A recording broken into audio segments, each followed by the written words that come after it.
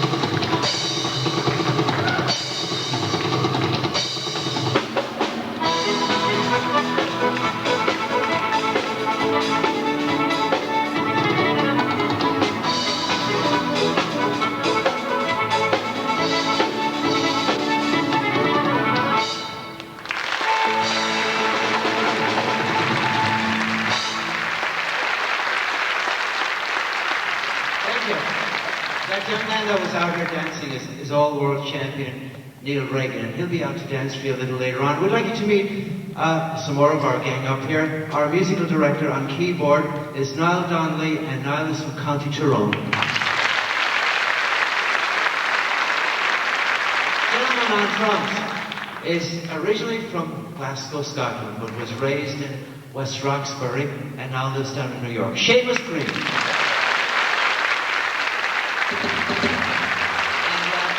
That's been coming to America for 13 or 14 years with our show.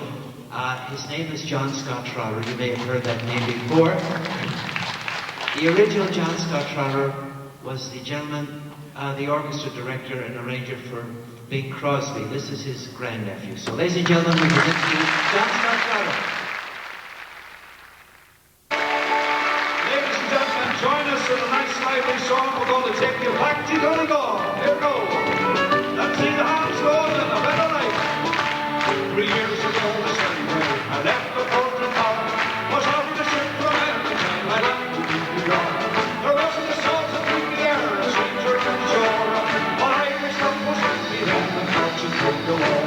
It's here I am lying again, in the one at a time. My friends will see me on the quay and greet me with a smile. This is where that I have been so long away. My mother will introduce someone. Here's what she'll say. She had me around the leg. Here she sits today. And there's the girl who used to swing the man in the garden gate. Shake hands with all the neighbours and my kiss and cottage hall. It is welcome as the flowers of age. And you know, Donegal.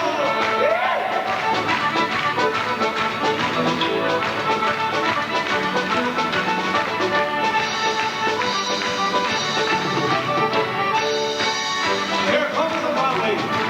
Behind him, Radigan, Milligan, Gilligan, Duffy, McGuffy, Malacky, Mahone, Lafferty, Lafferty, Donnelly, Connolly, Dooley, O'Hooley, Muldooley, Malone, Kelowna, O'Honahan, Manahan, Manahan, Fagan, O'Hagan, O'Houlihan, Lick, Monaghan, Monaghan, Fogarty, Goggerty, Kelly, Miss Kelly, McGinnis, McGinn, and Jerry Adams.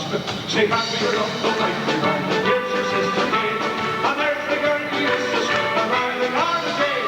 Shake hands with all the neighbours, and kiss the cottage hall. The doors are at the doors are in to hear.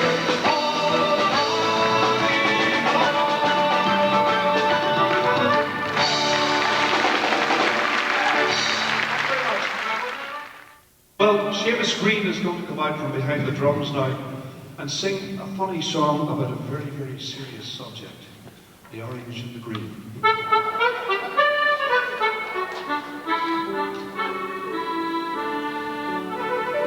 Well, it is the biggest mix-up that you have ever seen. My father, he was orange, and my mother, she was green. Oh, my father was an Ulster man, proud Protestant was he. My mother was a Catholic girl, from County Cork was she. They were married in 2 churches, lived happily enough, until the day that I was born and things got rather tough. Oh, it's the biggest mix-up that you have ever seen. Me father, he was orange, and me mother, she was green.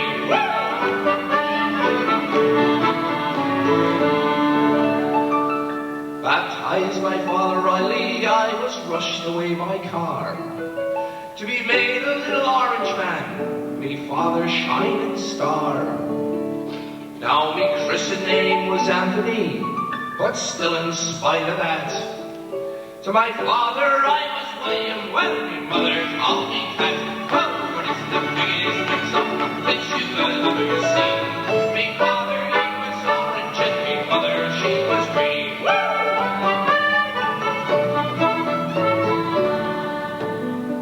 Now my baby ma's relations came round to visit me, just as my father's kinfolk were all sitting down to tea. Now they tried to smooth things over, but they all began to fight. And I'd be strictly neutral, I bashed everyone in sight. Oh, it's the biggest mix-up that you have ever seen. Me father, he was orange, and me mother, she was green.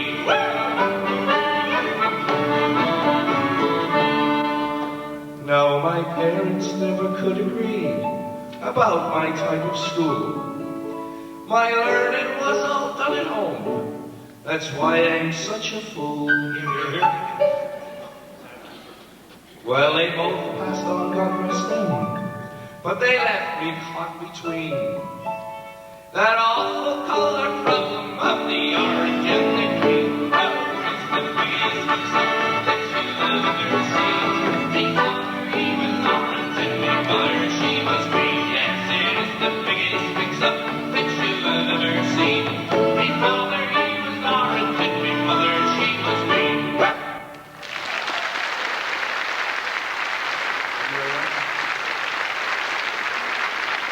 This is a song about a young man who falls in love with a beautiful girl on the road to Kildare. Come on out here, Rosie.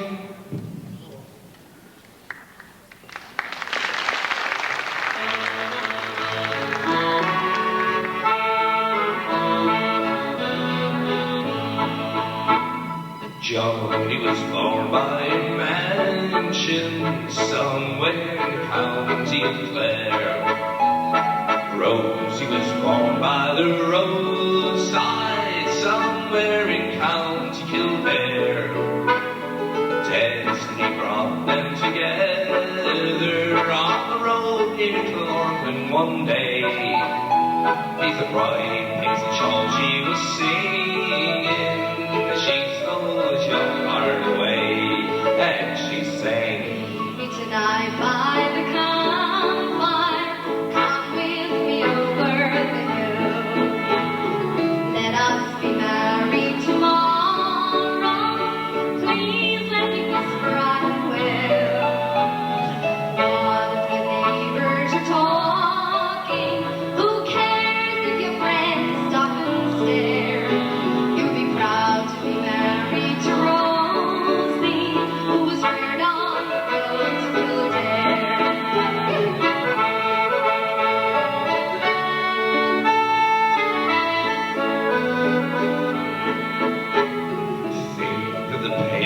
That reared you, think of the family name.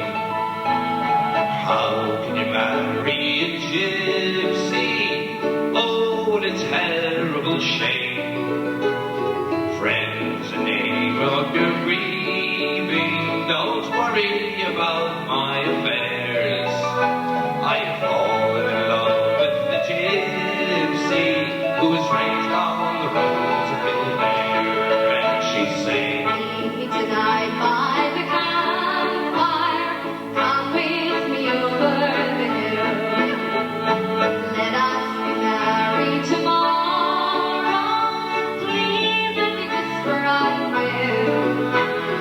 What if the neighbors are talking?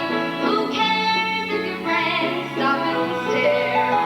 You'll be proud to be married to Rosie, who was reared on the road to Kildare.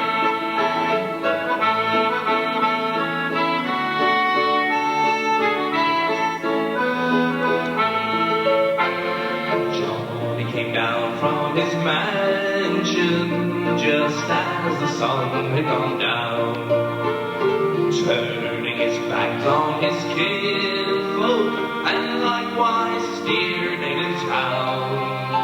They sing the songs of old Ireland with gypsy love so sincere. As he called to the light of the campfire, these are the words he did hear. And she sang, "Meet me tonight by the campfire. Come with me over the hill. Let us be married tomorrow. Please let me whisper I will. What if the neighbors are talking? Who cares if your friends stop and stare?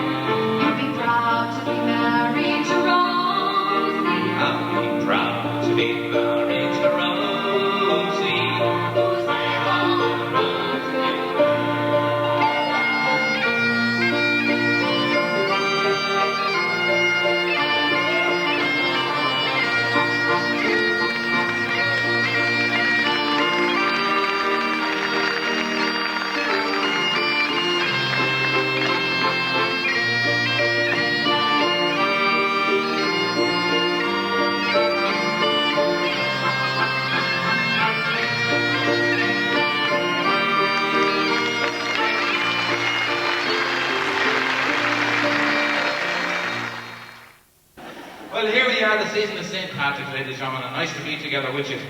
I must say, I'm a long, long way from home, but I think as soon as I walked out on the stage and I heard the applause for the band, I said, well, the homesickness went.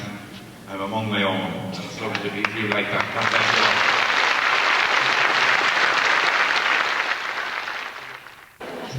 all. Another thing we do different to anybody else, I mean, most people now, when they buy a newspaper, they read the headlines. Because the reason they're on the front page is because they're important. Not Irish people. The first thing we do, we read the death column. That's not a joke now, that is a fact. The very first thing, that's what Murphy did. The very first thing, every morning, very first thing, 11:30, I'm going a bit quick for you, am I? He had the newspaper sent to his bedroom. He read the death column. If his name wasn't in it, he got up. And he could never understand who all the people in Ireland died in alphabetical order.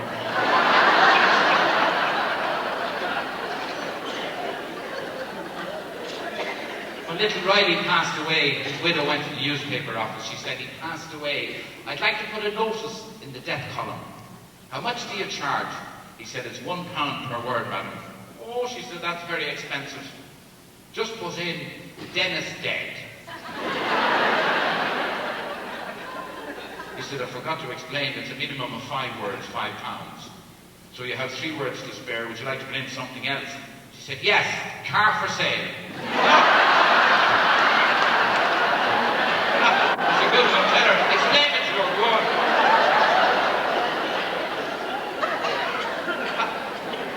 Well, little Clancy died. His widow went to the graveyard. She said, where's Paddy Clancy's grave?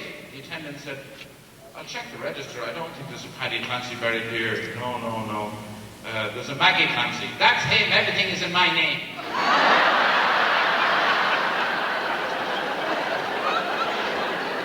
I'm sure who else will talk about death like that? They're lovely people. I heard recently, every time you make love, you lose a strand of your hair. Having a good time, huh? Not doing so bad myself. God, this fella should have been a priest. Now, dear, we have some funny people in Ireland too. Murphy was a shocker man. He was looking for... There's no work now at home. Thanks be to God.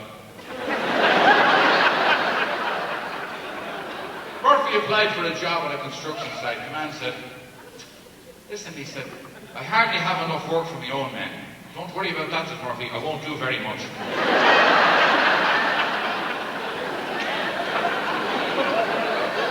He said, there's 2,000 men working on this site. He said, can you make tea? I can make terrific tea. I'm a terrific tea maker. He said, can you drive a forklift? He said, my God, how big is the kettle?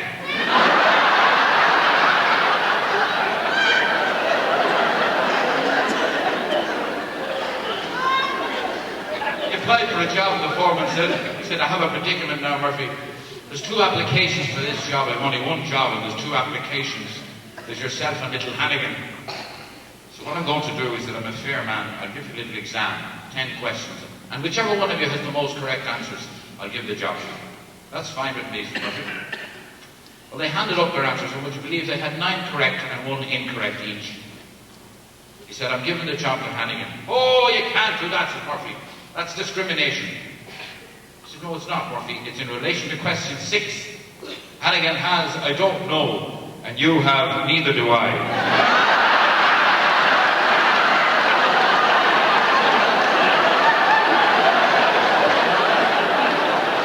Well, of course he got the job. He did, of course. He bought a new motorbike, a Yamaha 2000, XL GT. JCB. He called out for little Hannigan. Come on, he said, I'll give you a spin of a new motorcycle. Hannigan stood up on the back of the bike, and Murphy took off at 60 miles an hour. Stop, bike! What's wrong with you, Hannigan? My chest. The breeze was going through my chest, Murphy. I'll die. I'll get pneumonia. You won't die and you won't get pneumonia. He said, take off your overcoat. Put it on back to front to stop the breeze going through your chest. Hannigan put the overcoat on back to front, buttoned it up the back. Set up on the motorbike, and Murphy went up the mountain at 90 miles an hour.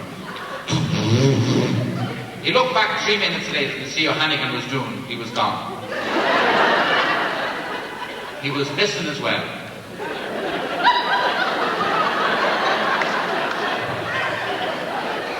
Murphy flew down the mountain on the motorbike, and there was a crowd standing around us, heaped on the ground.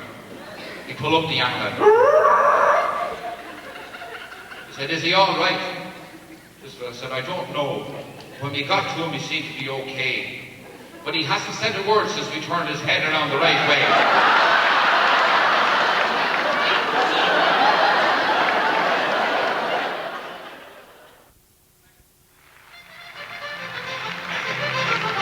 It was on a summer's evening, the very month of May. I was coming from the fair of Capamore. I was bringing home a hearty pair of peppers by the way. By chance I stood outside the cottage door. I just dropped in to light my pipe, Miss Henry read my doom, when going to or coming from the fair. When I spied a pretty collie with 2 whites and none of blue, it was really fed my heart, but very well. Come on now, here we go. I got to ramble down the old Rory, the hawthorn blossoms are in bloom.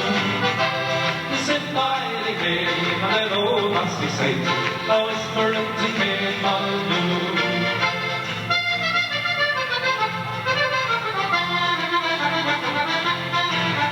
I was coming from me farm down a neighbouring boarding, when I met sweet Kitty tripping like a fawn.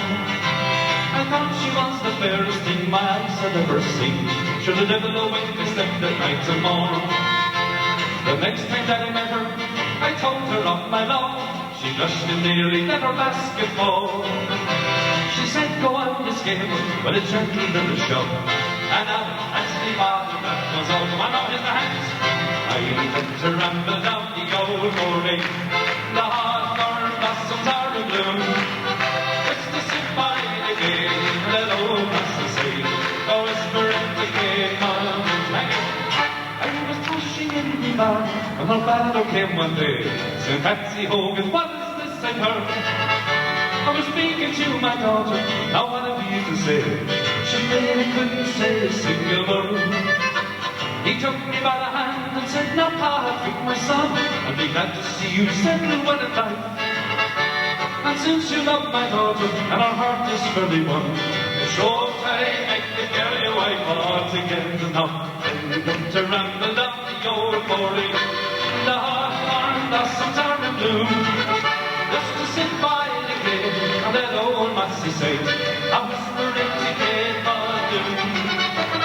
Why got to ramble down the old morning, the hawthorn blossoms are in bloom.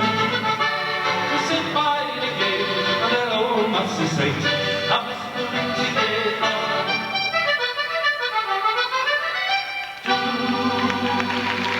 the old morning.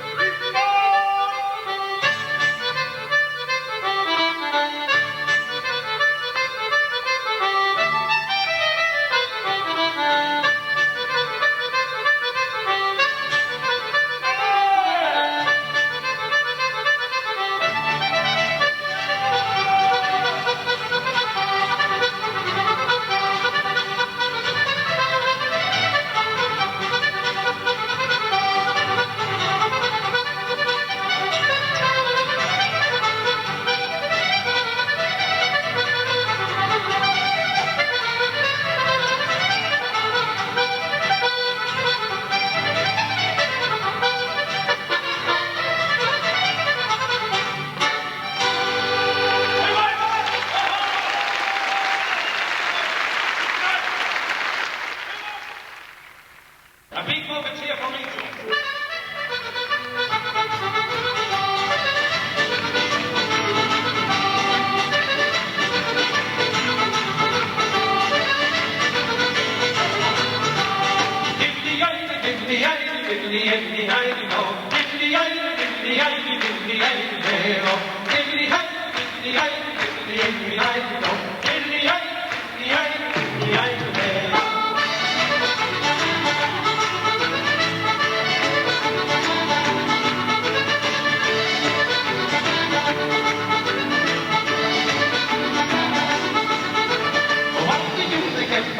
What do we do in the village again? What do we do to catch my Lord? What do we do in the village again?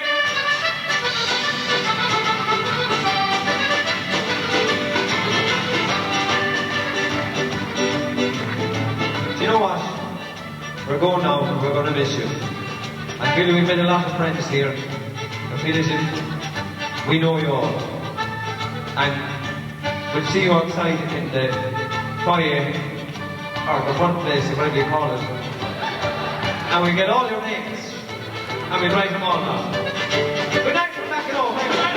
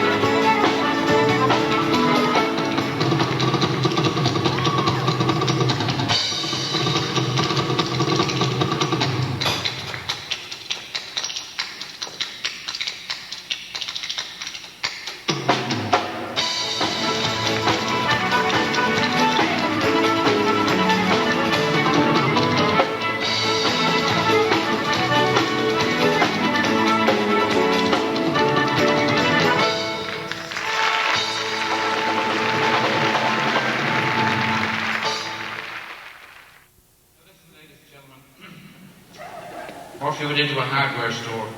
He said, I want a piece of glass. The man said, what size? He says, that size by that size. He said, what are the measurements? He said, I told you, that size by that size. He said, put your hands down on the counter and try and measure it. He put his hands on the counter. He said, that size by that size. He says, I cut the glass for you, Murphy, but I bet you $10 it won't fit. He said, it will. I haven't made the frame yet.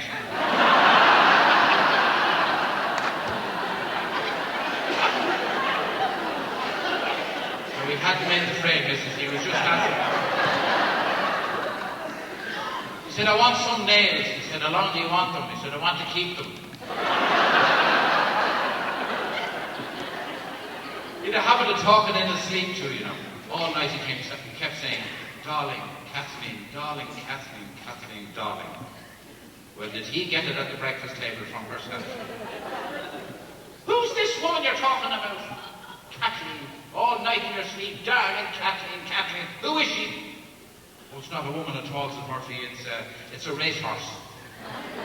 It's called Darling Kathleen. It's running in a race today. I heard the fellas at work talking about it. It's running. I'm going to have 10 pounds on it. When he got home from work, all his clothes were packed in plastic bags in the front garden. He said, what's going on here? She said, the horse telephone.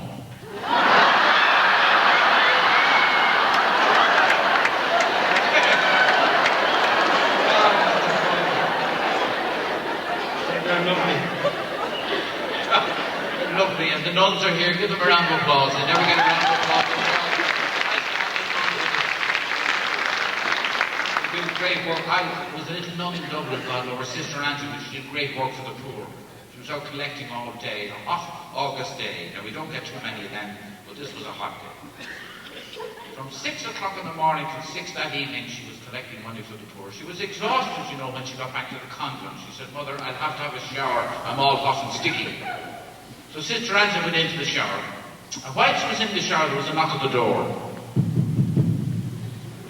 She said, who is it? The voice said, it's the blind man from town.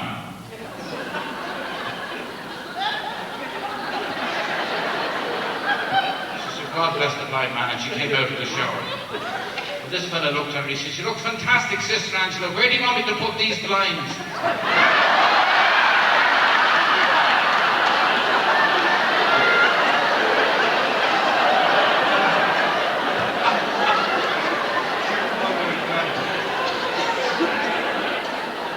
You know what it is? It's great to be here. It's great to be anywhere after being in taxis in New York. Take your life in your hands. And you know, some families are very unlucky. I'm sure you know people, awful things happen to them, and it seems to go from one generation to the next. That was us. It all started with my great-great-grandfather, God love him. He was killed in a battle, the First World War. He wasn't fighting in it now. He was camping in the field next door. And he went in to complain about the noise. In the shop. Well, there's bad luck. My grand-uncle, he was unfortunate, the poor man too. He was shipwrecked and he was picked up by the Titanic.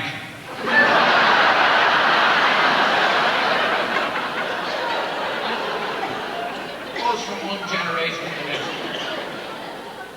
I had a cousin only last year. He went into hospital, a simple operation, just had his tonsils removed. Somebody turned the operation trolley around the wrong way.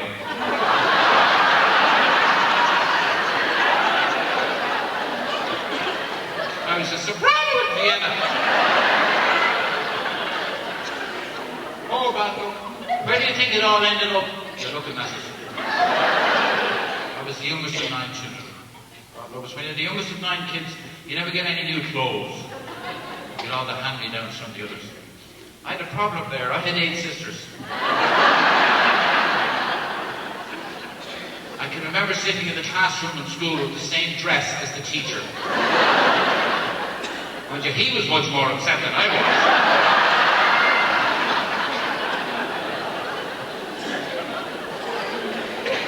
But you're absolutely terrific. You're after cheering me up. It cheered me up because I've been very depressed. I think it's the marriage. Now, I know a lot of people say there's not much wrong with marriage. I just think the hours are too long.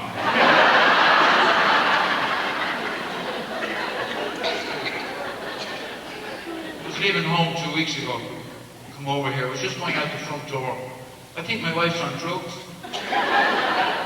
It's just I was going out the door, the telephone rang and I picked it up and a voice said, "Is that dope gone yet?"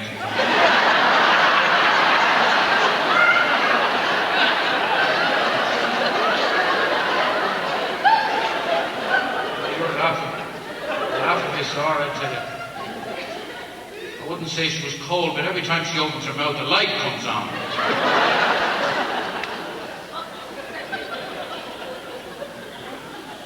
Fellas, you don't have to nod your head in agreement when I start talking about these marital affairs that you can identify with, especially if you're with a good lady. Don't wave to me or do say you're right. But I'm sure you've heard it. You never take me any place.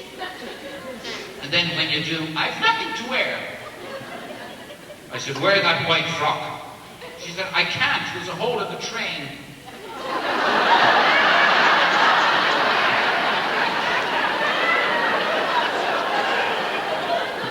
I think that woman would divorce me if she could find a way of doing it without making me happy.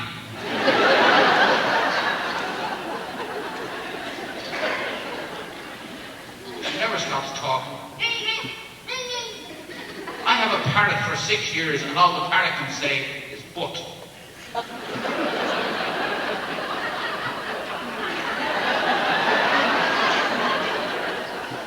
You get the feeling you were in the wrong business. You did, huh? Never stops talking. They took a sample of her saliva and they found a cure for lockjaw. Well, you're laughing now. I was sitting at...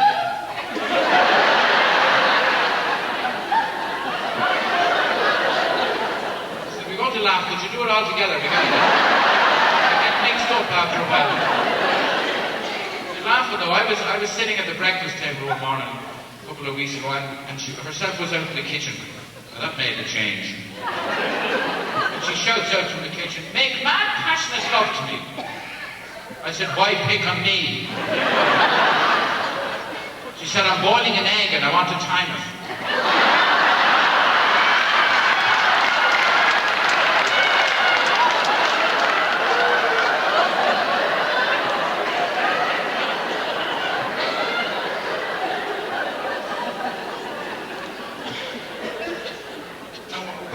Irish get such a reputation for drinking. It's all a myth, of course. Murphy did drink an awful. Booze affects different people different way. Some people slur their speech. First thing that happened to Murphy when he had too much to drink, his coordination used to go. His legs were hit first. His kids learned to crawl watching him coming home in the evening.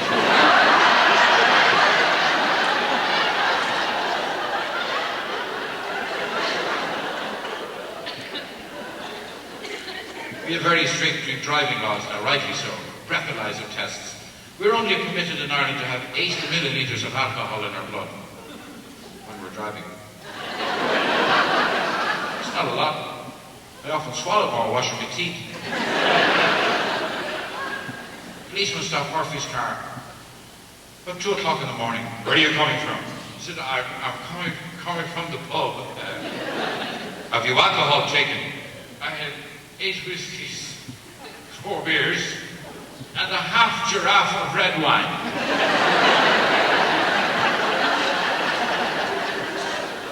He said, "I'll have to breathalyze you." He said, "Why, do you not believe me?"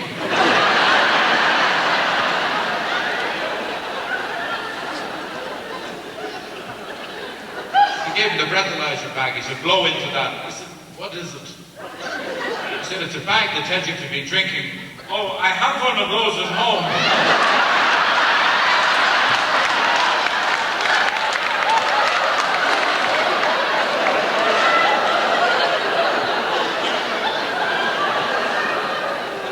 He went into a little bar called the Pig and Whistle. "You're getting no drink in here. You have too much drink taken." He said, I want to speak to the boss." He said, "There's 2 bosses here. This is a partnership and I'm one of them. And I'm not serving you any alcohol, that's fine." "Okay, could I speak to Mr. Whistle?"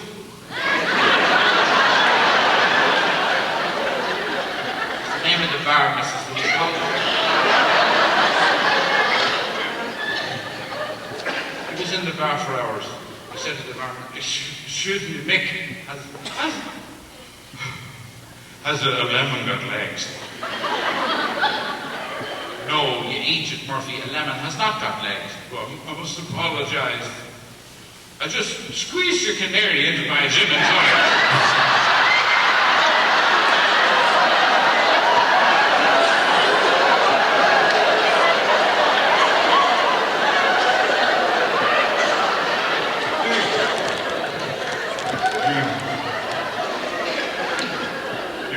Another gin and tonic. You're getting no more gin, you're blind drunk. I'm not blind drunk. If I was blind drunk, I wouldn't be able to see the cat. What cat? The cat that's coming in the door. Only has one eye. You are drunk, that cat is going out the door.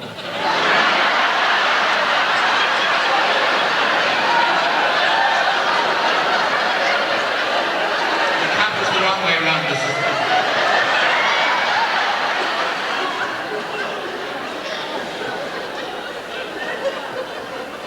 The fellow sitting in the corner, little Casey, said, "Murphy, I hear you're going out as a twin." "Yes, that's correct." He said, "I always wanted to know, how can you tell the difference?" "That's easy. Her brother has a moustache."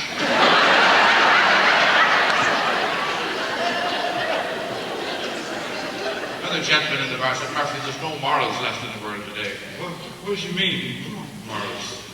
Morals, Murphy. It's all sex now. You see, sex videos, sex magazines, sex on television. Disgraceful. Not like in my time, I assure you, Murphy. I never made love to my wife before I was married. Did you? He said, "I don't know. What was her maiden name?"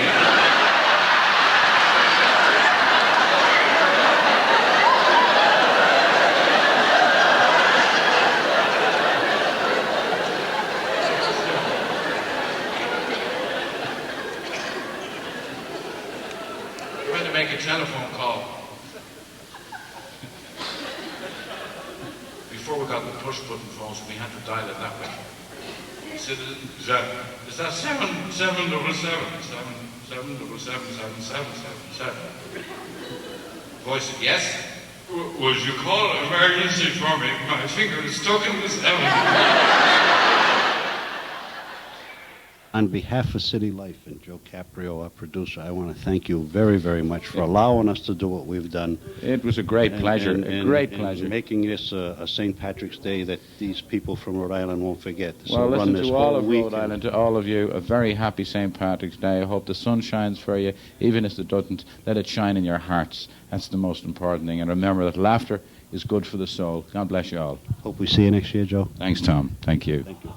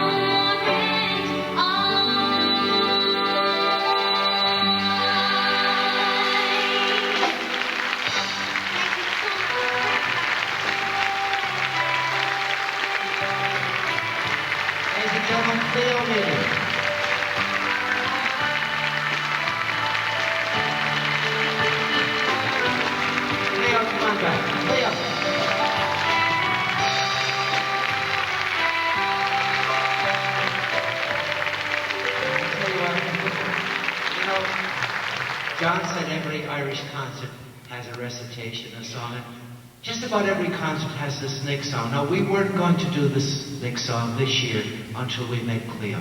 So we're going to have her do the... Does anybody know what that Nick song might be? No? Danny Boy.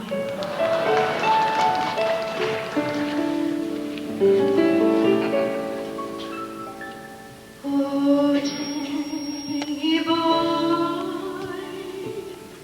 the pipes are calling from glen to glen and down the mountainside. The summer's gone and all the leaves are falling. It's you must go and I must bide. But come ye back when summer's in the meadow, or when the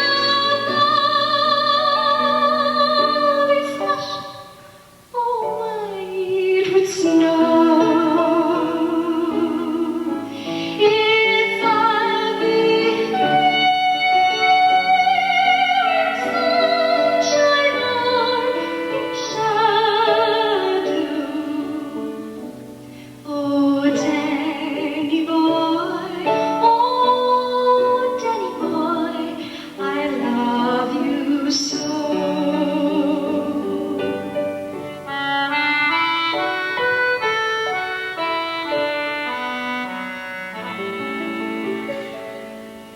But when you come and all the roses dying, if I am dead, as dead I will maybe,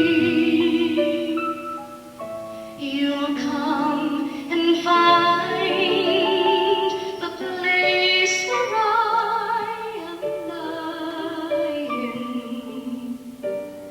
and kneel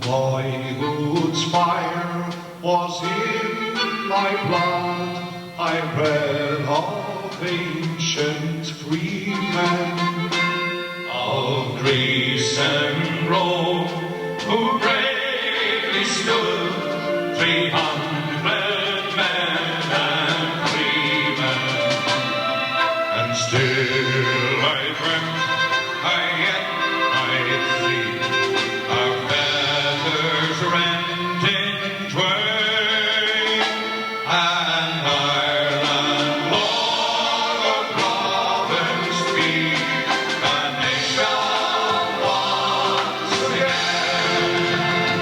From the mountains to the prairies, through the ocean, wide with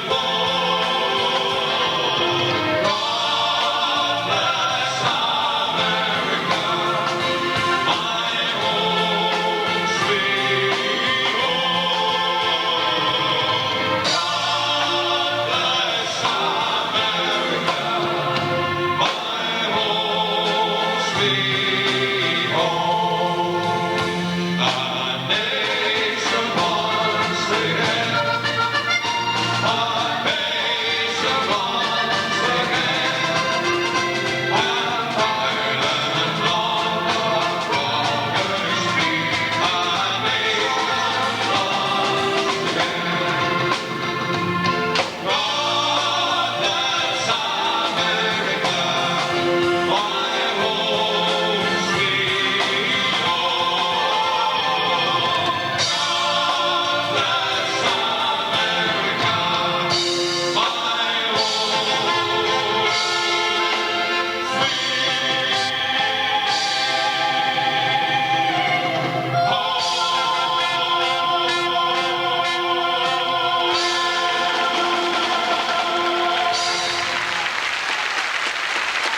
Ladies and gentlemen, Paddy Noonan.